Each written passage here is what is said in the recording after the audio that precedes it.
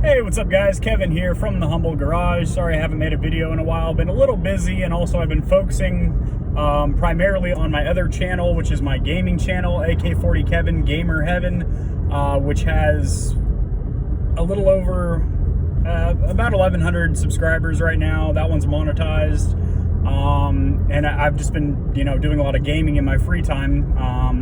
Recently started a Twitch channel, so kind of all my eggs have gone into that YouTube basket. But I actually just got and the main reason I haven't been making videos is that my GoPro is a piece of crap, and it basically has been having like severe battery issues where, like, no matter what battery I put in it, it dies after like a couple minutes of recording. I don't know what's up with it. I bought it refurbished from Amazon, so that's probably the problem. But anyway, I'm going to do a quick video for you guys while I drive home here on the 3 must-have modifications for your Mark 7 GTI. These do apply to the Mark 6 and 5, but we're not talking about those boys. The Mark 7 GTI, if you plan on putting anything above a stage 1. So technically you should get these mods even with a stage 1, because the tune alone, you're looking at a good chunk more horsepower and torque. So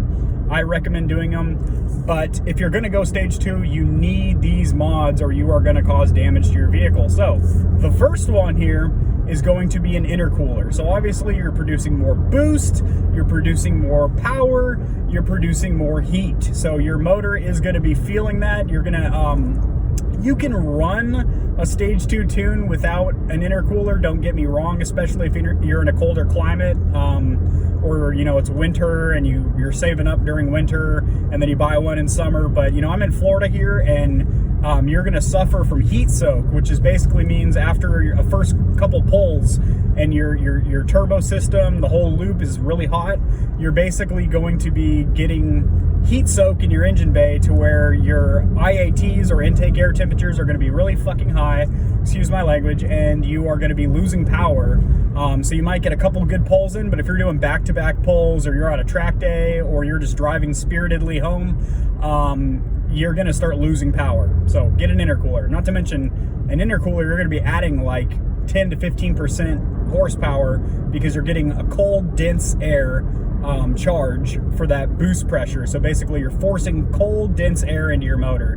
Get an intercooler. Don't skimp on it either. I've heard the Majesty on eBay is a decent intercooler. My buddy John Journey said it's good, so he knows his way around the Mark 7 GTI. Anyway, number 2, this is very important. If you have a DSG car, you're going to want to get your DSG flashed.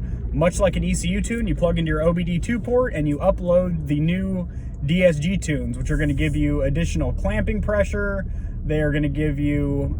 Oh man, I got to get around this guy. He's going freakishly slow. And he's in a BMW Z4. There you go, buddy.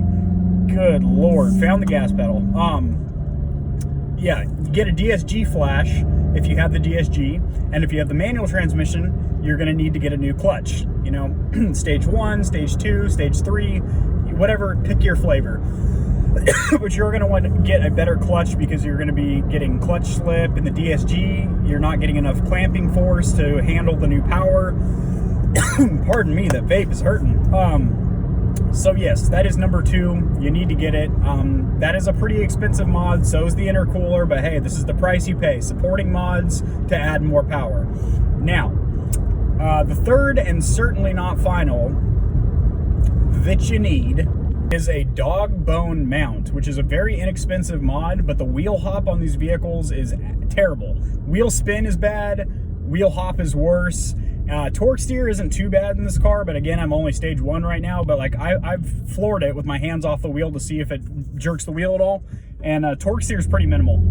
So that's good. It's not like as low as a Civic Type R, which has like virtually no wheel spin thanks to Honda's awesome engineers. But anyway, you're going to want to get a dog bone mount, because with all that extra power, if you try launching or anything, the front end's going to be bouncing around. It feels like you're fucking your suspension up. You don't want that.